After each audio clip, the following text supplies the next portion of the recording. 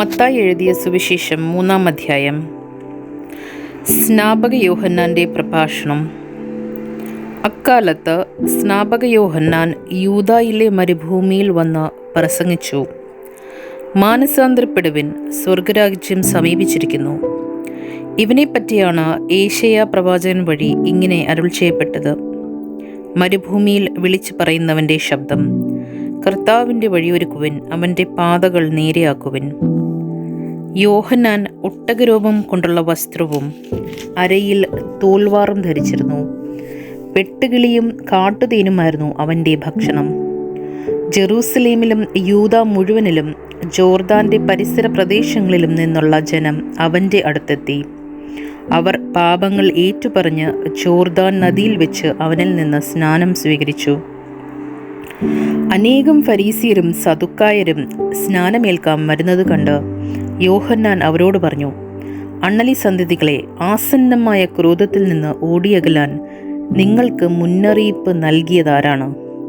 മാനസാന്തരത്തിന് യോജിച്ച ഫലം പുറപ്പെടുവിക്കുവിൻ. ഞങ്ങൾക്ക് പിതാവായി അബ്രഹാം ഉണ്ട് എന്ന് പറഞ്ഞ് അഭിമാനിക്കേണ്ട. ഈ കല്ലുകളിൽ നിന്ന് അബ്രഹാത്തിന് സന്താനങ്ങളെ പുറപ്പെടുവിക്കുവാൻ ദൈവത്തിന് കഴിയുമെന്ന് ഞാൻ നിങ്ങളോട് പറയുന്നു. വൃക്ഷങ്ങളുടെ വേരിന് കോടാലി വെച്ച് കഴിഞ്ഞു. നല്ല ഫലം കായ്ക്കാത്ത വൃക്ഷങ്ങളെല്ലാം വെട്ടി തീയിലെറിയും. മാനസാന്തരത്തിനായി ഞാൻ ജലം കൊണ്ട് നിങ്ങളെ സ്നാനപ്പെടുത്തി. എൻ്റെ പിന്നാലെ വരുന്നവൻ എന്നേക്കാൾ ശക്തൻ. അവൻ്റെ ചെരുപ്പ് വഹിക്കാൻ പോലും ഞാൻ യോഗ്യനല്ല. അവൻ പരിശുദ്ധാത്മാവിനാലും അഗ്നിയാലും നിങ്ങളെ സ്നാനപ്പെടുത്തും. വീശുമുറം അവൻ്റെ കയ്യിലുണ്ട്. അവൻ കളം വെടിപ്പാക്കി ഗോതമ്പ് അറപ്പുരയിൽ ശേഖരിക്കും. പതിര് കെടാത്ത തീയിൽ കത്തിച്ചു കളയുകയും ചെയ്യും. യേശുവിൻ്റെ ജ്ഞാനസ്നാനം.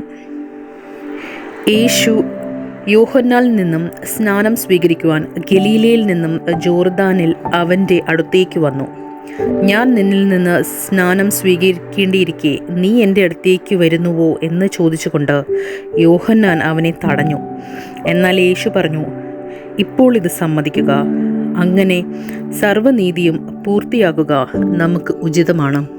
അവൻ സമ്മതിച്ചു. സ്നാനം കഴിഞ്ഞയുടൻ യേശു വെള്ളത്തിൽ നിന്നും കയറി. അപ്പോൾ സ്വർഗം തുറക്കപ്പെട്ടു. ദൈവാത്മാവ് പ്രാവിൻ്റെ രൂപത്തിൽ തൻ്റെ മേൽ ഇറങ്ങി വരുന്നത് അവൻ കണ്ടു. ഇവൻ എൻ്റെ പ്രിയപുത്രൻ, ഇവനിൽ ഞാൻ പ്രസാദിച്ചിരിക്കുന്നു എന്ന് ഒരു സ്വരം സ്വർഗത്തിൽ നിന്നും കേട്ടു.